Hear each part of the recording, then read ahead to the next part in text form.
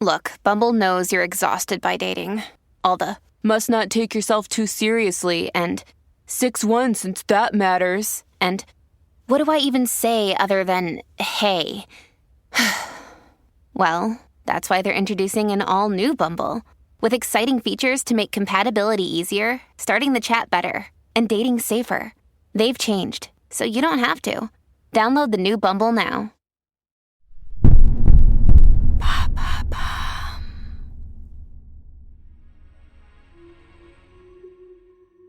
Bonjour à vous, ici Andrea, bienvenue dans True Story.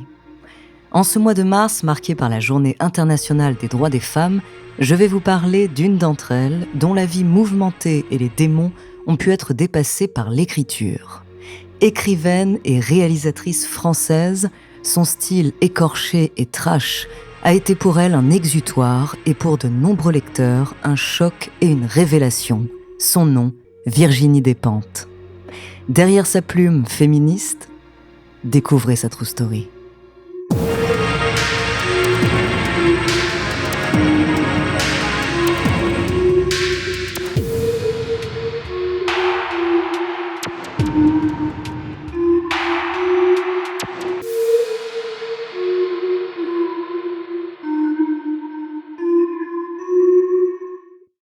Attention, cet épisode parle de violences sexuelles qui pourraient heurter la sensibilité des plus jeunes.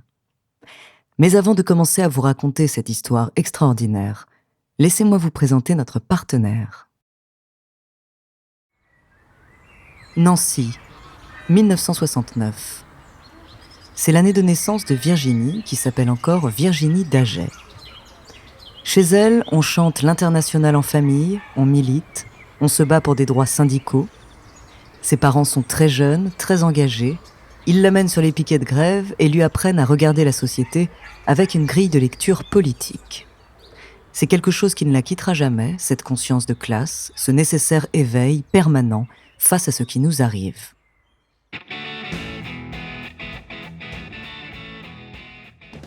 Son enfance et son adolescence filent au son des groupes de punk rock, des Béruriers Noirs, les Doc Martens, les jupes courtes, les cheveux de couleur. Elle est l'incarnation de la révolution sexuelle des années 70. À 14 ans, elle jouit d'une très grande liberté, elle prend la pilule et ses parents n'y voient aucun inconvénient. C'est le début de sa vie sexuelle, la découverte des plaisirs de la chair, elle la vit avec une facilité assumée et décomplexée. Sa jeunesse libre et punk est certes la marque d'un rejet de la société traditionnelle, mais c'est aussi une véritable philosophie pour elle. Outre la musique, c'est dans les livres qu'elle forme sa pensée et son esprit critique. À l'âge de 15 ans, la rencontre avec sa professeure de français au collège est une révélation. Elle lui fait découvrir James Ellroy et la littérature policière. Mais ses parents s'inquiètent, leur fille leur paraît incontrôlable. Son désir de vie est sans limite, elle disparaît parfois sur un coup de tête pour un concert à Paris ou un squat en Allemagne. Ils font alors le choix de la placer dans un hôpital psychiatrique contre son gré.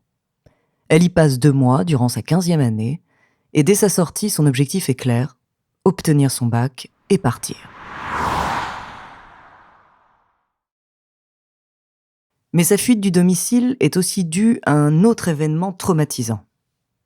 Un coup de poignard dans une vie.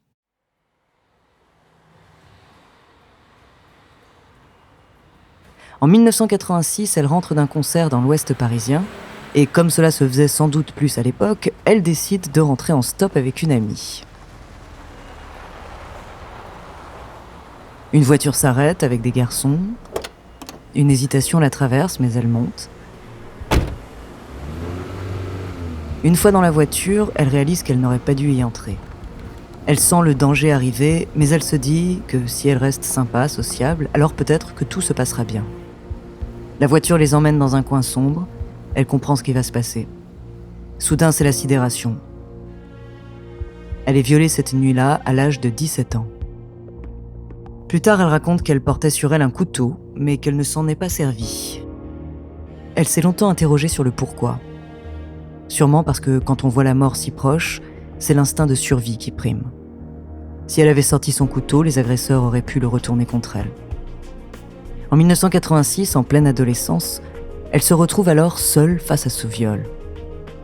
Pas d'interlocuteur, pas de soutien, et son choix, c'est la fuite.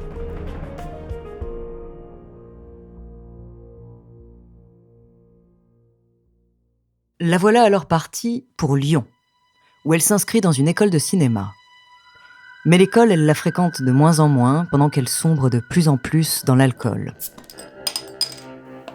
Son adresse à cette époque, c'est un foyer de la Croix-Rousse. Elle s'y sent seule, avec comme échappatoire des bières et la lecture de Charles Bukowski, auteur américain d'origine polonaise à l'esprit cinglant, génial et cynique. Déscolarisée, elle va d'errance en errance dans les rues de Lyon, puis viennent la drogue et les petits boulots. Elle est tour à tour baby-sitter, superviseuse Minitel, vendeuse dans un supermarché, puis chez un disquaire, et pigiste dans des journaux de musique rock dont elle continue de fréquenter le milieu. Sa vie à l'époque, c'est une vie sans argent. Elle commence alors à se prostituer de manière volontaire et occasionnelle, comme elle le confesse elle-même. C'est les années Minitel Rose, les années Pipe Show, et c'est là qu'elle récupère quelques billets. La prostitution, sans pour autant la valoriser, elle la décrira toujours comme une étape de sa vie. Elle la compare à la drogue.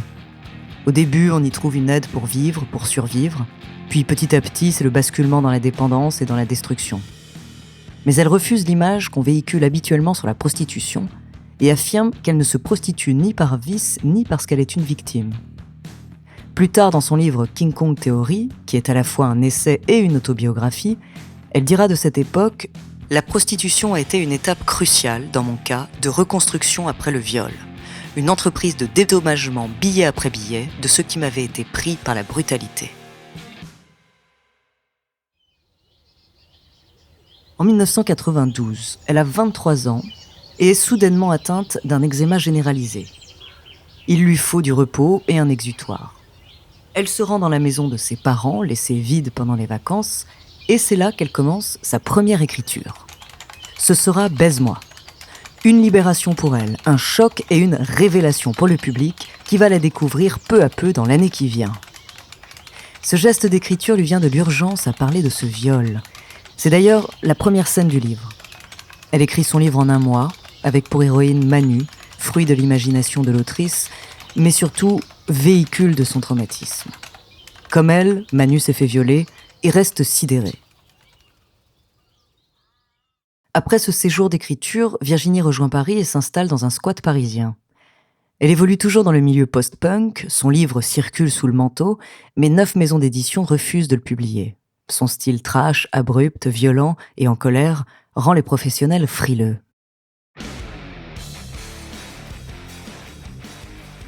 L'ovni littéraire est né.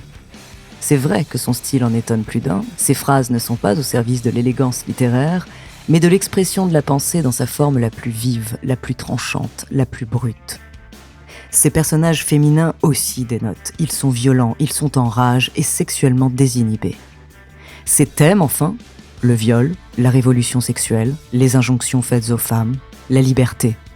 Elle discute la position des femmes face aux hommes. Pourquoi la société lui a-t-elle appris à ne pas blesser un homme s'il lui écarte les cuisses de force ? Pourquoi la liberté sexuelle des années 70 est assortie de nouvelles obligations pour les femmes, être désirable, prendre une contraception ?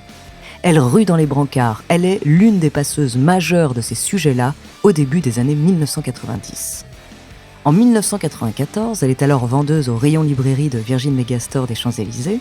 Ses tentatives pour faire éditer Baise-moi ont toutes été vaines, mais sans la prévenir, l'une de ses amies envoie une copie de son ouvrage aux éditions Florent Massot, maison qui s'attache à représenter la contre-culture des banlieues. Le livre est édité, 1000 puis 2000 exemplaires qui circulent essentiellement dans le milieu punk. La même année, un chroniqueur rock repère alors le roman, il s'appelle Patrick Heudelin.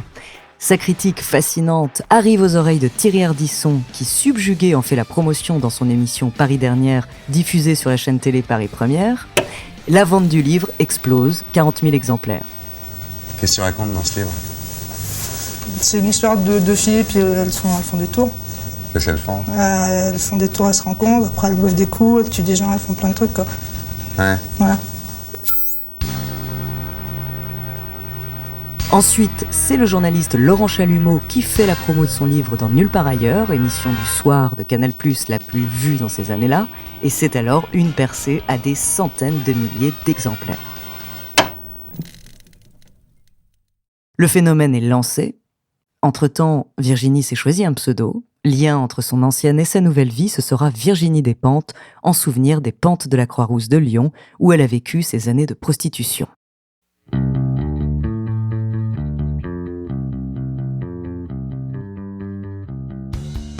Après le phénomène Baise-moi, Virginie a 25 ans.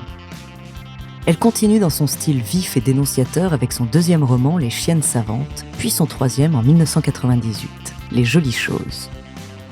La reconnaissance continue, les prix littéraires s'enchaînent pour ce dernier opus, écrit en 3 jours sous cocaïne. Prix de Flore, prix Saint-Valentin. Mais à l'âge de 30 ans, Virginie veut changer de vie. Elle a arrêté les drogues depuis près de 10 ans et maintenant elle arrête de boire. Elle se lance dans la réalisation du film Baise-moi, projet qu'elle portait en elle depuis des années. Et là, c'est le choc. Les associations féministes, les milieux catholiques, les militants d'extrême droite obtiennent son interdiction immédiate après 3 jours d'exploitation du film. C'est la première fois depuis 20 ans qu'un film non pornographique est retiré des écrans. Après cet épisode médiatique agité, Virginie Despentes en a assez de s'enfermer dans un rôle caricatural de provocatrice et de scandale.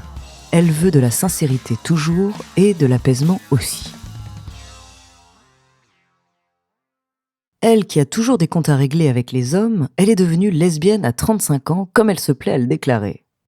Elle devient la compagne du philosophe Paul B. Preciado, théoricien et adepte transgenre de la déconstruction du sexe. Elle restera 10 ans à ses côtés, et après une année à Barcelone avec lui, où elle prend du recul, elle revient en France en 2006, avec King Kong Theory. Cet ouvrage est différent des autres. Essai autobiographique, elle y livre sa version du genre, du féminisme, tout en révélant la naissance et la construction de son image controversée. Entre sa vie, sa trajectoire littéraire et une connaissance des sociologues étrangers, ce livre est à nouveau un ovni et un phénomène pour les féministes du monde entier. Elle devient une écrivaine essentielle de notre époque, ses livres reflétant de façon directe et sans fard le monde actuel. Les succès et la reconnaissance continuent. En 2015, Virginie Despentes entame la publication de 3 tomes de Vernon Subutex, son roman le plus grand public à ce jour, et la même année, Virginie Despentes est nommée membre du jury du prix Femina et elle est élue à l'Académie Concours 1 an après, où elle reste jusqu'en 2020. Aujourd'hui, Virginie Despentes est identifiée comme une militante féministe et antiraciste de toute heure. Sa tribune dans Libération après la cérémonie des Césars 2020, marquée par le départ d'Adèle Haenel suite à la victoire de Roman Polanski, avait inondé la toile. On se lève et on se casse. En quelques années, Virginie Despentes est passée des pentes de Lyon à l'ascension en véritable leaduse d'opinion.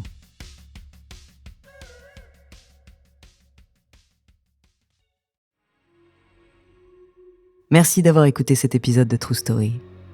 La semaine prochaine, je vous parlerai d'une célèbre peintre française à la vie libre et absolument déroutante.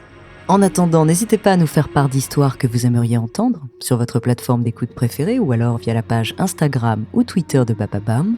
Nous nous ferons un plaisir de les découvrir.